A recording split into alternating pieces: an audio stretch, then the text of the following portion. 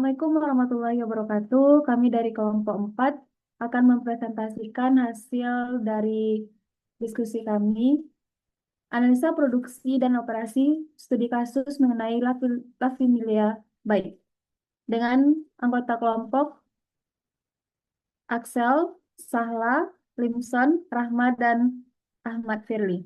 Next, Bang.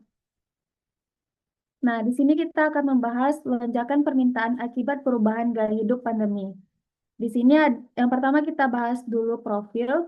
Lavimilia baik memproduksi sepeda anak dari usia 7 sampai 10 tahun dengan varian utama yaitu ada green dan yellow. Nah, katalisis ini ada di era pandemi memicu pergeseran ke gaya hidup sehat, menyebabkan lonjakan permintaan global yang signifikan, yaitu dari 2019 sampai 2021. Tantangan utamanya yaitu mengelola peningkatan penjualan yang drastis agar kebutuhan pasar terpenuhi tepat waktu. Dapat dilihat dari kurva di samping. Green, sinyal green lebih signifikan daripada yellow. Next, Bang. Nah, di sini kita akan membahas konsep dasar peramalan atau forecasting. Pertama kita dulu bahas definisi space growth tag. Estimasi kejadian masa depan untuk mengurangi ketidakpastian dan mendukung pengambilan keputusan, permintaan, kapasitas, dan harga. Selanjutnya ada horizon waktu space growth tag. Internya jangka pendek, harian atau mingguan, dan penjadwalan. Jangka menengah ada bulanan, perencanaan, dan agreed. Jangka panjang terdiri dari tahunan atau investasi modal. Pola permintaan space growth stick ada tren seperti kurva di sini, ada musiman itu kayak spiral dan level. Next, time series decomposition, metode paling akurat.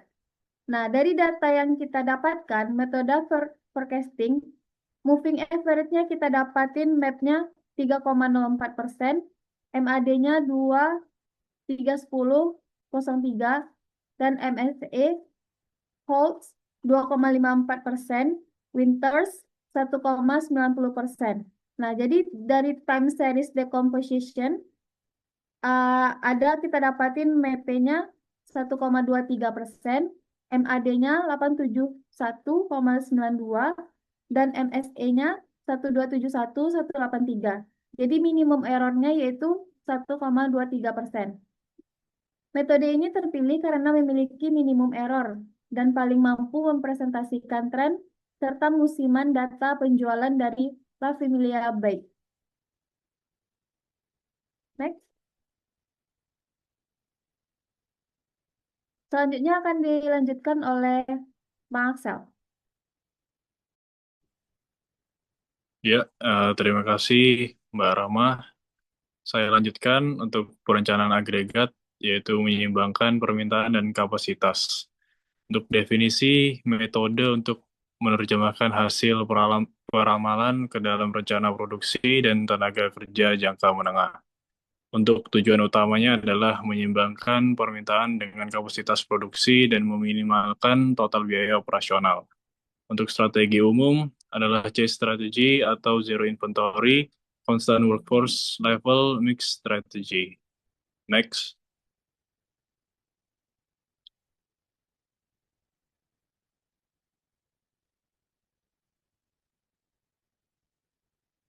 Oke, strategi yang terpilih adalah overtime plus subcontract, yaitu constant workforce plan, total cost termurahnya ada di 255,888,554,360.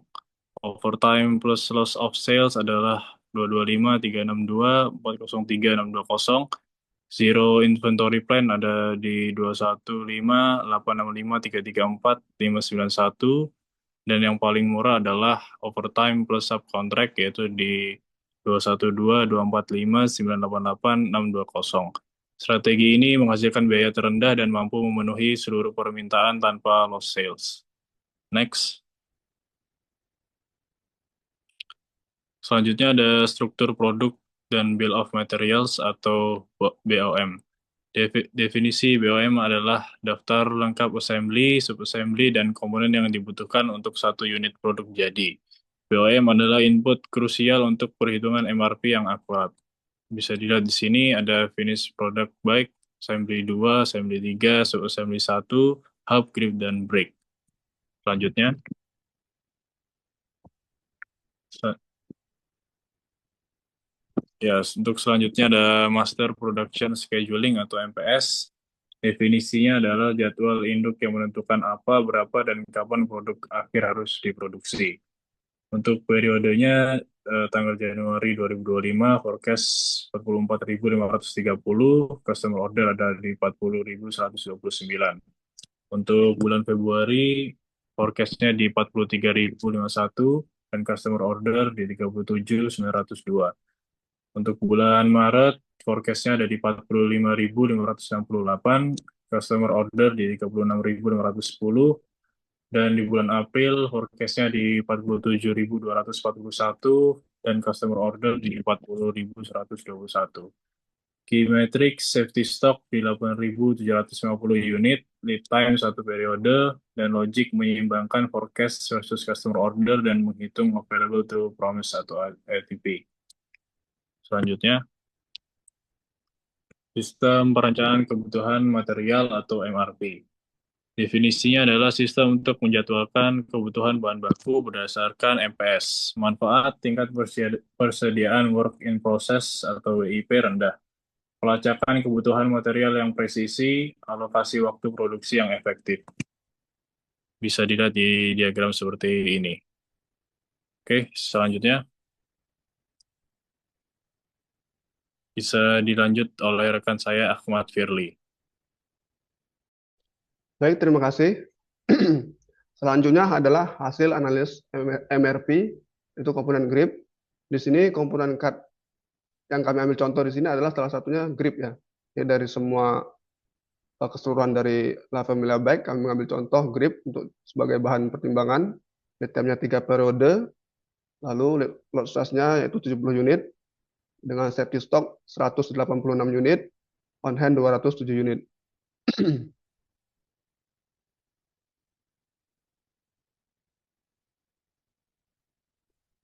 Lalu untuk kontrol lantai produksi dengan metode Kanban. Kami melakukan metode Kanban dengan konsep yaitu sistem pool untuk mengendalikan aliran material antar work center. Kalkulasi yang didapatkan berdasarkan lead time adalah 0,2 sampai 1 jam dengan safety stock. Dapat dilihat pada kartu yang berwarna hijau dan kuning di week 1 untuk grip, week 1 basket dan juga SSA ya, assembly. Lalu selanjutnya kita melakukan penjadwalan operasi dan tenaga kerja. Di sini kita mulai dari hari Senin hingga Minggu, di mana ada 5 hari kerja dan 2 hari libur. Di mana X1 untuk pekerja pertama, kerja 5 hari, liburnya di Sabtu Minggu, lalu dilanjutkan dari pekerja X2, pekerja yang kedua, diselingi Senin dan juga Minggu liburnya, yang terlihat pada tabel, di mana yang hijau dia masuk, yang kuning out adalah pekerja libur ya. Ini adalah sistem yang kami ambil adalah Campbell Dudek Smith. Hal ini untuk meminimalkan maka spend mesin dan juga untuk mengefisiensikan distribusi tenaga kerja dengan variabel sesuai beban harian manpower-nya.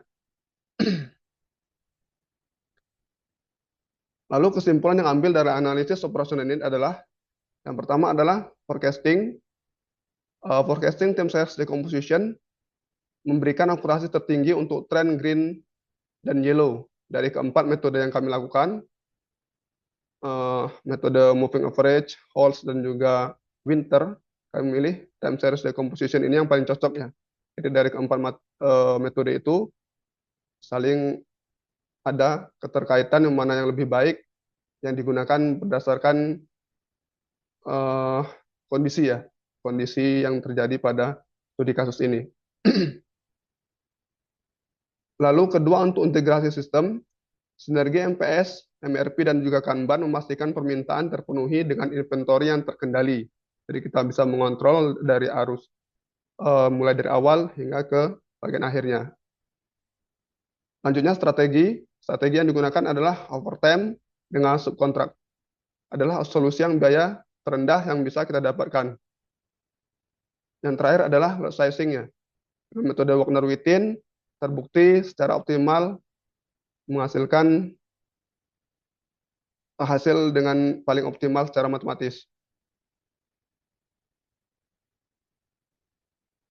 Selanjutnya adalah penyusunan rekomendasi strategis dari tim kami adalah yang pertama adalah update berkala. Update berkala dilakukan forecasting ulang secara rutin dengan data penjualan terbaru.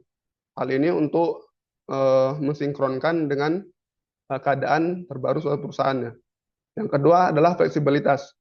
Mempertahankan fleksibilitas dalam perencanaan agregat untuk merespon fluktuasi pasar. Yang terakhir adalah akurasi data. Kualitas data lead time, persediaan, dan waktu proses adalah kunci keberhasilan sistem operasional dan produksi analisa. Baik, itu pemaparan studi kasus yang kami lakukan dari kelompok POA 04. Terima kasih atas waktunya. Assalamualaikum warahmatullahi wabarakatuh.